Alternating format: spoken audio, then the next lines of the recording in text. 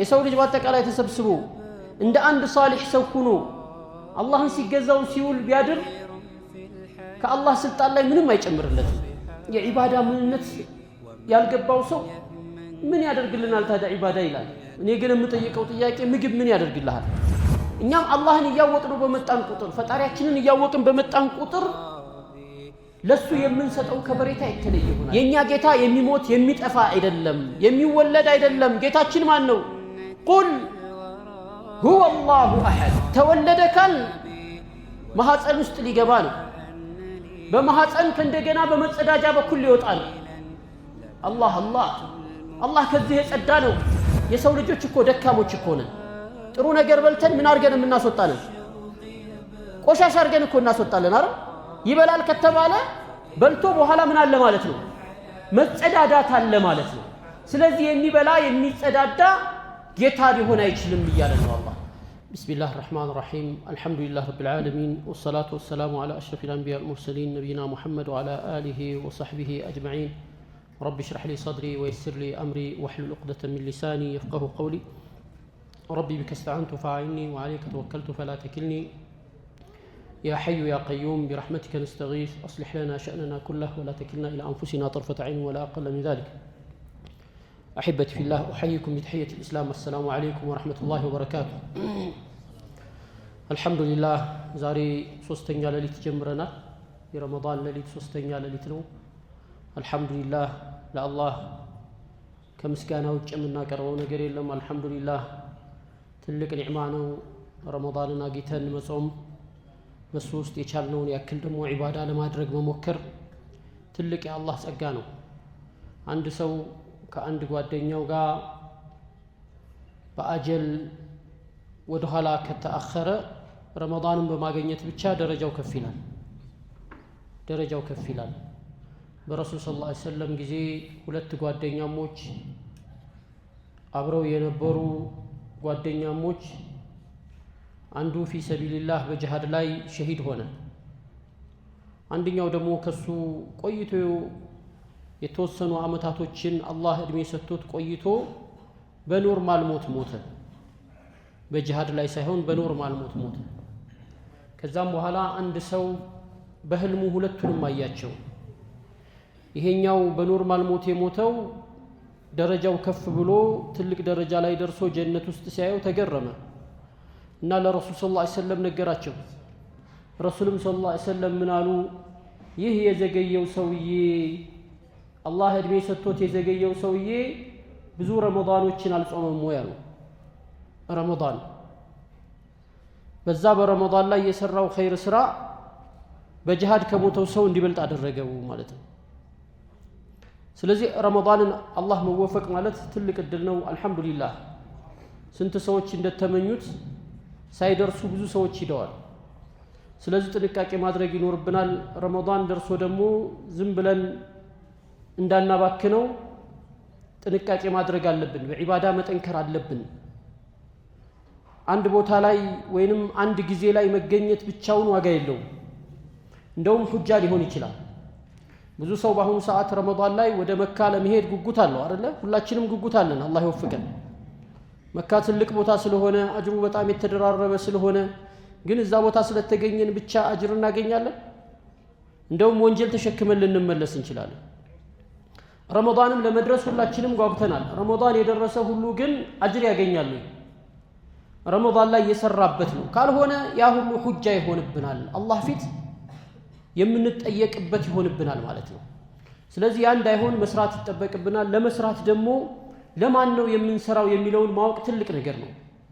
ማንን ነው የምንገዛው? ዒባዳ የሚባለው ነገር ምንድነው? ለምንድነው ዒባዳ የምንፈጽመው? ራሳችንን ጠይቀን እናውቃለን?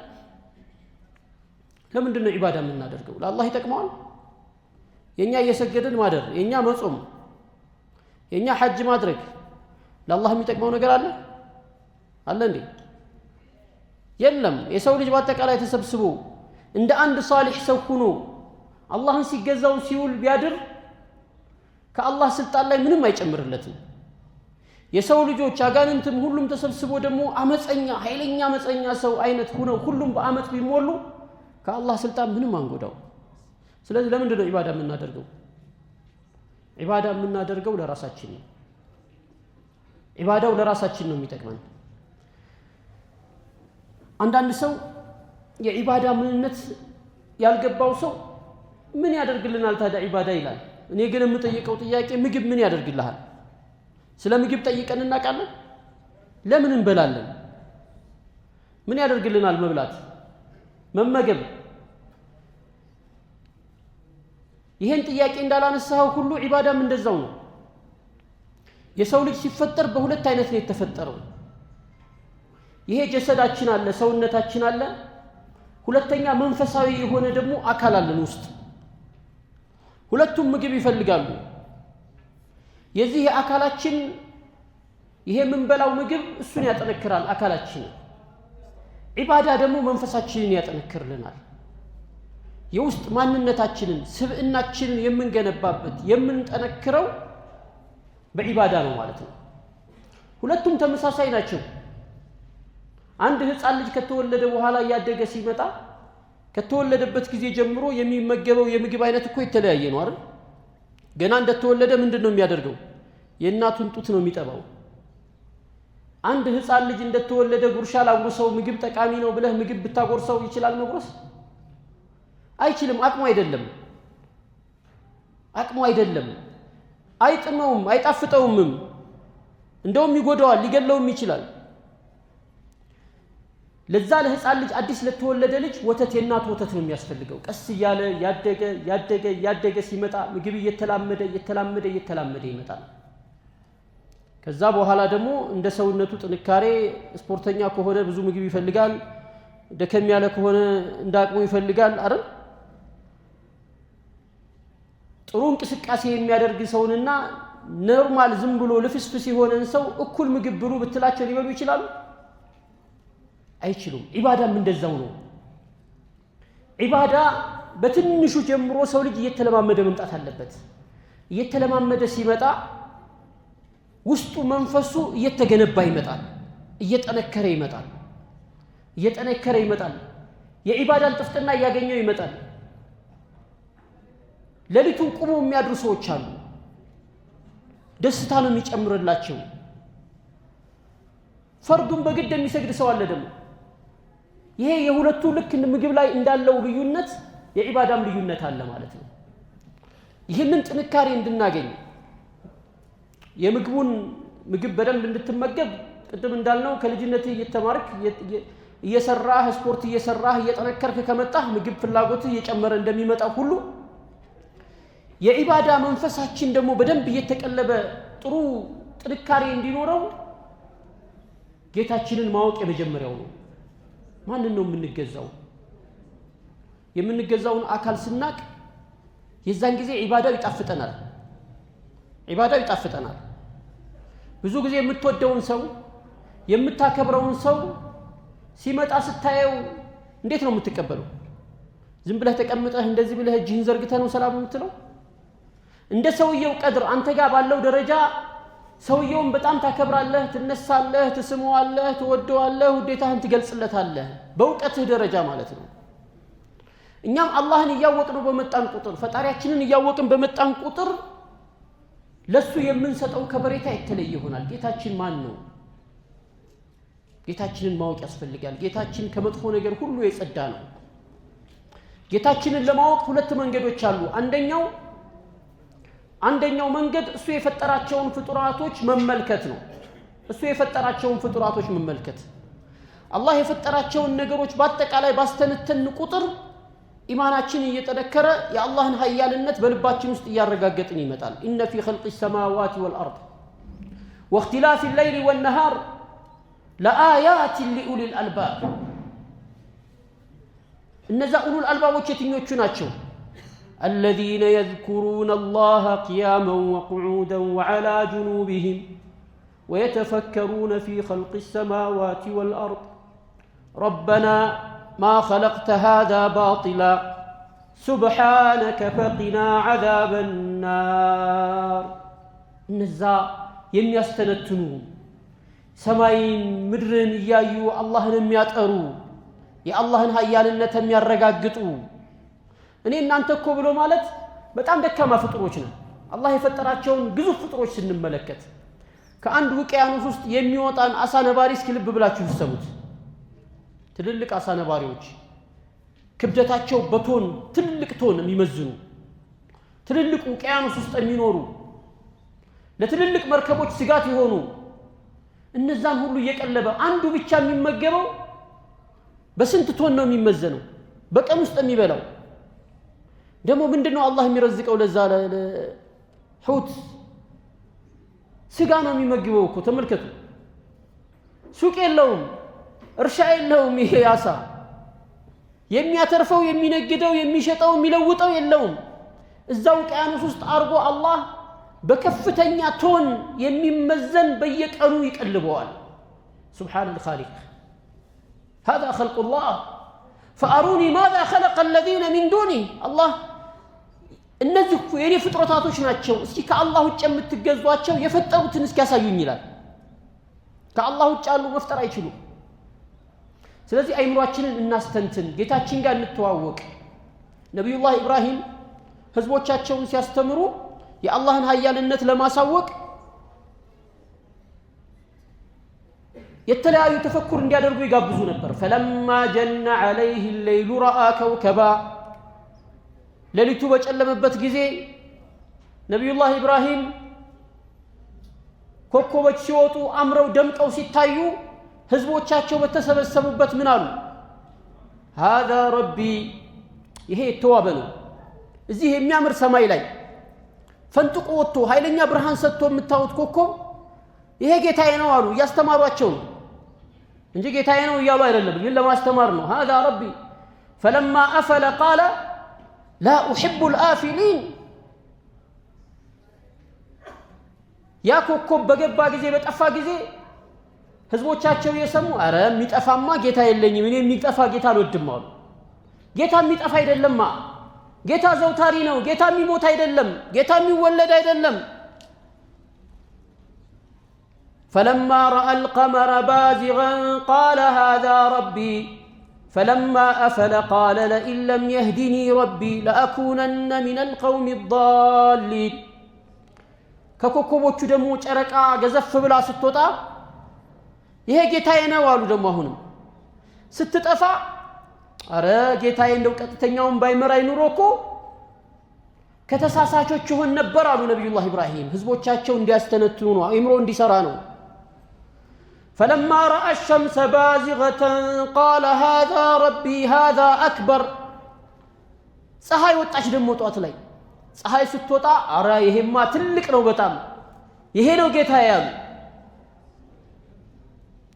فلما أفلت እሷ ስትጠፋ ጠፊ ጌታ ሊሆን አይችልማ፣ ጠፊ ጌታ ሊሆን አይችልም፣ የሚጠፋ ጌታ ሊሆን አይችልም፣ የሚያንቀላፋ ጌታ ሊሆን አይችልም። እንቅልፍ የሚይዘው የሰው ባህሪ ያለው ጌታችን ከመጥፎ ነገር ሁሉ ምን ያለ ነው? የጸዳ ነው፣ የጸዳ ነው። ኢኒ በሪኡ ሚማ ትሽሪኩን አሉ ነብዩላህ ኢብራሂም። እናንተ ከምታጋሩት ነገር ሁሉ እኔ የጸዳሁ ነኝ ብለው ራሳቸውን አስገለሉ። አይምሮ ያላቸው ሰዎች ይሄን ሲያዩ ነብዩላህ ኢብራሂምን መንገድ ተከተሉ ማለት ነው። የኛ ጌታ የሚሞት የሚጠፋ አይደለም፣ የሚወለድ አይደለም። ጌታችን ማን ነው? ቁል ሁወ አላሁ አሐድ። ነብዩላህ ኢብራሂምን ነብያችንን ሰለላሁ ዐለይሂ ወሰለም ቁረይሾች እስኪ ጌታህን ግለጽልን አሏቸው። ጌታህን ግለጽልን፣ ጌታህ ምን አይነት ነው? ነብን ቁረይሾች በዛ ጊዜ ጌታ እያሉ ጣዖታቶችን ያመልኩ ነበር። ጣዖትን ጌታ እያሉ እየጠፈጠፉ እየሰሩ ረሱልን ሰለላሁ ዐለይሂ ወሰለም ምን አሏቸው? ጌታህ ለመሆኑ ከምንድን ነው? ከወርቅ ነው ወይስ ከብር የተሰራ ነው አሏቸው። ተመልከቱ የሰው ልጅ አላህ ቁርአን አወረደ። ቁል ብለህ በላቸው፣ ቁል ሁወ አላሁ አሐድ፣ ጌታዬ አንድ ነው ብለህ በላቸው። ቁል ሁወ አላሁ አሐድ። ጌታችን ስንት ነው? አንድም ሶስትም አይሆንም በጭራሽ። አይምሮ የማይቀበለው ነገር እስልምና ላይ የለም። ለአይምሮ የሚከብድ ሂሳብ እስልምና አይሰጠንም። እስልምና ልዩ ከሚያደርጉት ባህሪዎች ውስጥ እስልምና ለላይ ላለው ለፕሮፌሰሩም ከባድ ዕውቀት ይሰጠዋል በሚዛኑ ልክ፣ ምንም ላልተማረውም ሰው ደግሞ እንዲረዳው አርጎ ቀላል ምሳሌዎችን ይሰጠዋል ለተማረውም ላልተማረውም ለነጋዴውም ለገበሬው ለሁሉም የሚረዳ ሃይማኖት ነው እስልምና ስለዚህ ቁረይሾች ነብዩላህ መሐመድን ጌታ ምንድነው ከወርቅ ነው የተሰራው ወይስ ከብር ሲሏቸው አላህ ቁርአን አወረደ ቁል ሁወ አላሁ አሐድ ጌታዬ አንድ ነው ብለህ በላቸው አላሁ ሰመድ መጠጊያዬ ሁሉ መጠጊያ እሱ ጌታዬ ነው ለም የሊድ ወለም ዩለድ አልወለደምም አልተወለደምም ولم يكن له كفوا احد እሱን የሚመስልም ቢጤ አንዳችም የለም ብለህ ንገራቸው ጌታችን የኛ ይሄ ነው አልተወለደም አይወለድም ተወለደ ካል ማህፀን ውስጥ ሊገባ ነው በማህፀን ከእንደገና በመጸዳጃ በኩል ሊወጣ ነው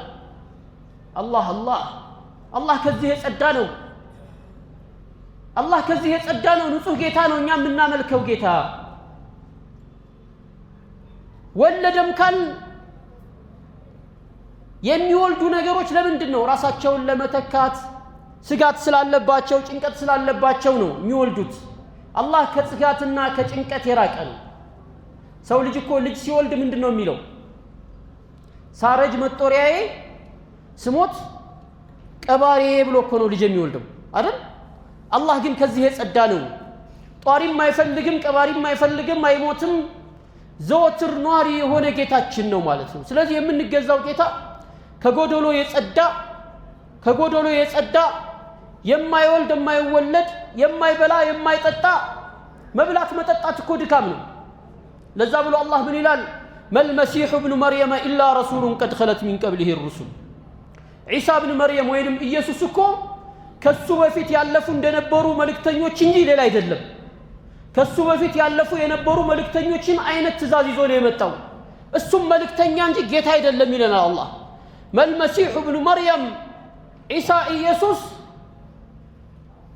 ኢላ ረሱሉን ቀድ ኸለት ሚን ቀብሊሂ الرسل ወኡሙሁ ሲዲቃ እናቱ ደግሞ እውነተኛ ናት ይላል እናቱ እውነተኛ ናት ማርያም ወይንም ማርያምን በተመለከተ ኢየሱስን በተመለከተ ሁለት የስተት ጫፍን የያዙ የሰው አይነቶች አሉ እነሱን ነው መልስ እየሰጠበት ያለው አላህ አንደኛው ጃኒብ አንዱ የሰው አይነቶች ዒሳንና ማርያምን በመውደድ ዒሳን ጌታ አደረጉት ማርያምን የሱ እናት አደረጓት አንዱኛው ጠረፍ ይሄ ነው ሁለተኛው ደግሞ ዒሳንና ማርያምን በመጥላት ማርያምን ዝሙተኛ ናት አሉ ይሁዶች ዝሙተኛ ናት አሉ ኢየሱስን ደግሞ የዝሙት ልጅ ዲቃላ ነው አሉ እስልምና ከሁለቱም የጸዳ ነው መልመሲህ ኢብኑ መርየም ኢላ ረሱሉን ቀድ ኸለት ሚን ቀብሊሂ الرسل وامه صديقه እናቱ እውነተኛ ናት